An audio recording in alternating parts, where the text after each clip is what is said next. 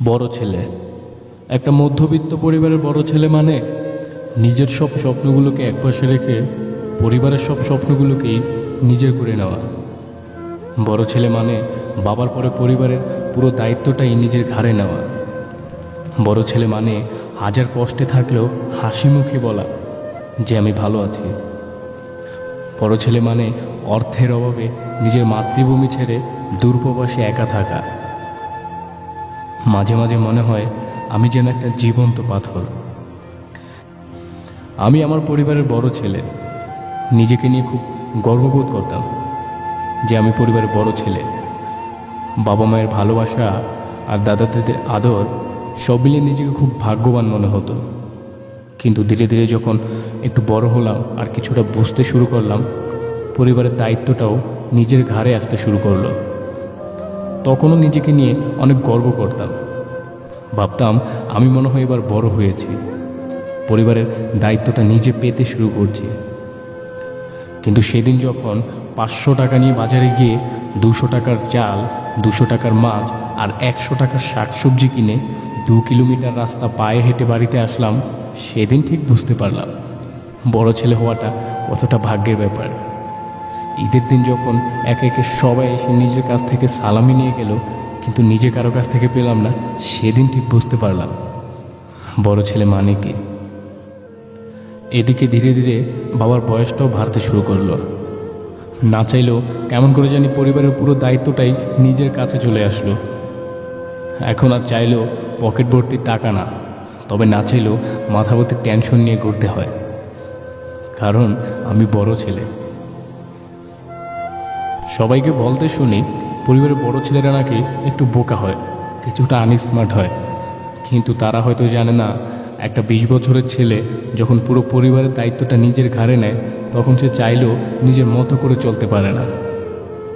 একটা 20 বছরের ছেলে যখন পুরো পরিবারের দায়িত্বটাই নিজের ঘাড়ে নেয়, তখন সে চাইলেও বন্ধুদের সাথে বসে একসাথে আড্ডা দিতে পারে না। তখন সে চাইলেও 2টা টাকা অপচয় নষ্ট করতে পারে না। একটা মধ্যবিত্ত পরিবারে জন্ম নিয়ে এই সমাজে টিকে থাকাটা কতটা যে কষ্টকর, এটা কখনো কাউকে বোঝানো যায় না। তাদের স্বাদ আছে, সাধ্য নাই। তাদের মন আছে, মনের মানুষ নাই।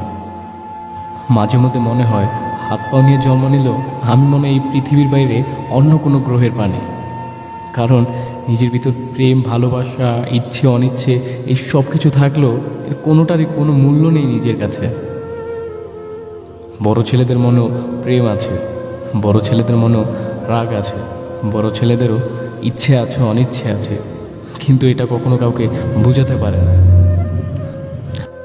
একবার ট্রেনে ঢাকা থেকে বাড়ি ফেরার পথে একটা মেয়ের সাথে আমার পরিচয় হয়।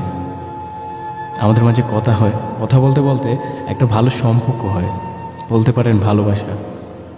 কিন্তু ওর কাছে নিজেকে শ্রেষ্ঠ প্রমাণ করতে আমার বেশি দিন সময় লাগে না, কারণ আমি ওর কোনো শখ আহ্লাদি পূরণ করতে পারিনি টাকার অভাবে। অতঃপর একটা সময় এসেও আমাকে ছেড়ে চলে যায়। দিন শেষে একাকিত্বতা আর শূন্য পকেট, এটাই যেন নিজের সঙ্গী হলো। আমি পরিবারের বড় ছেলে, তাই কখনো কারোর সাথে রাগ দেখাতে পারি না। আমি পরিবারের বড় ছেলে, তাই কখনো নিজের কষ্টগুলো কারো কাছে বলতে পারি না। আমি পরিবারের বড় ছেলে, তাই আমি কোনো ভুল করতে পারি না।